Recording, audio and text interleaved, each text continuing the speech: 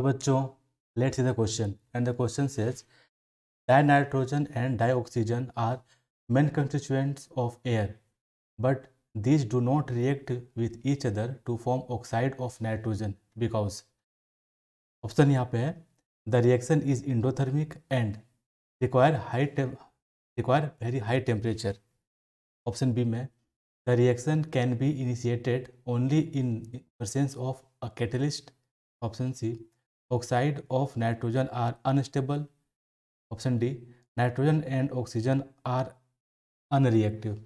बच्चों, यहाँ पर बोला जा रहा है कि जो नाइट्रोजन, जो डाई नाइट्रोजन है और जो डाई ऑक्सीजन है, तो वो क्या कह रहे हैं कि वो जल्दी मतलब रिएक्शन नहीं करते हैं। ठीक है, तो रिएक्शन करके ऑक्साइड ऑफ नाइट्रोजन जल्दी नहीं बनाते हैं।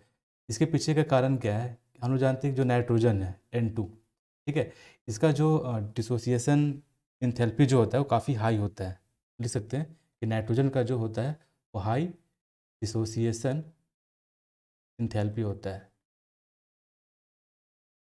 हाई डिसोसिएशन इंथैल्पी होता है।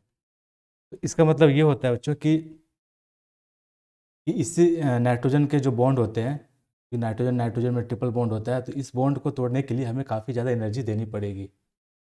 अब यहाँ बात आ रहा है कि नाइट्रोजन और ऑक्सीजन का रिएक्शन हमें करवाना है। ठीक है, नाइट्रोजन और ऑक्सीजन का क्या करवाना है? हमें रिएक्शन करवाना है। ठीक है, तो जनरली देखा जाता है कि नाइट्रोजन और ऑक्सीजन का जो रिएक्शन होता है उसमें हमें क्या मिलता है? NO मिलता है। ठीक है, इसके अलावा और भी ऑक्साइड बनते हैं, लेकिन ये रिएक्शन इतना आसान नहीं है कि बस आपस में रिएक्ट हो और मेरा बन जाए, क्योंकि हम लोगों को पता है कि एटमॉस्फेयर में, यानी कि हमारे जो एटमॉस्फेयर है, एटमॉस्फेयर में नाइट्रोजन का जो परसेंटेज मात्रा है वो मेरा क्या है? 78, और ऑक्सीजन का जो है वो 21% है। बावजूद इसके ये खुद से रिएक्ट नहीं करता है। ठीक है, यदि ऐसा होता तो अभी जितना भी नाइट्रोजन और ऑक्सीजन आपस में कंबाइन करके ऑक्साइड ऑफ नाइट्रोजन बना चुके होते, बट ये ऐसा नहीं होता है। तो इसके पीछे कारण क्या है कि इन दोनों का रिएक्शन एक क्या है? इंडोथर्मिक रिएक्शन है। ठीक है, इंडोथर्मिक रिएक्शन है। इंडोथर्मिक कहने का मतलब है कि हमें इस रिएक्शन को करवाने के लिए टेम्परेचर देना पड़ेगा। ठीक है, तो ये टेम्परेचर कोई नॉर्मल टेम्परेचर नहीं होता है, काफ़ी हाई टेम्परेचर होता है।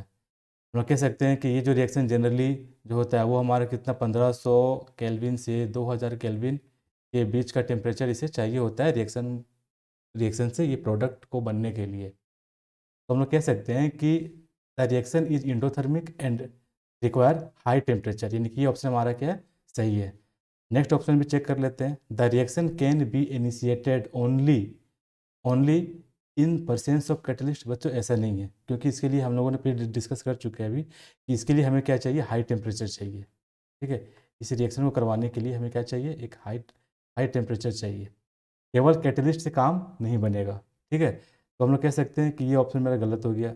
अब आगे चलते हैं। Oxide of nitrogen are unstable. तो बच्चे ऐसा नहीं है।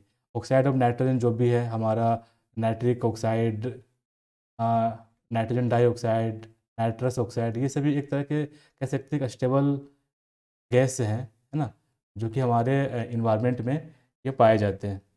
तो ये कहना गलत है कि नाइट्रोजन के ऑक्साइड जो अनस्टेबल होते हैं, ये रॉन्ग है। तो यहाँ कहा जा रहा है कि nitrogen and oxygen are unreactive. बच्चों, यदि अनरिएक्टिव होता तो फिर ये कोई भी टेम्परेचर, कोई भी कैटलिस्ट यूज कर लो तो ये रिएक्ट नहीं करते, बट ऐसा नहीं है, क्योंकि हाई टेम्परेचर पे नाइट्रोजन और ऑक्सीजन रिएक्ट करके ऑक्साइड ऑफ नाइट्रोजन बनाते हैं। तो इस हिसाब से ये भी ऑप्शन हमारा गलत है। तो हमारा जो करेक्ट ऑप्शन निकल के आ रहा है बच्चों वो है option A. Hope you understood it well. Best of luck.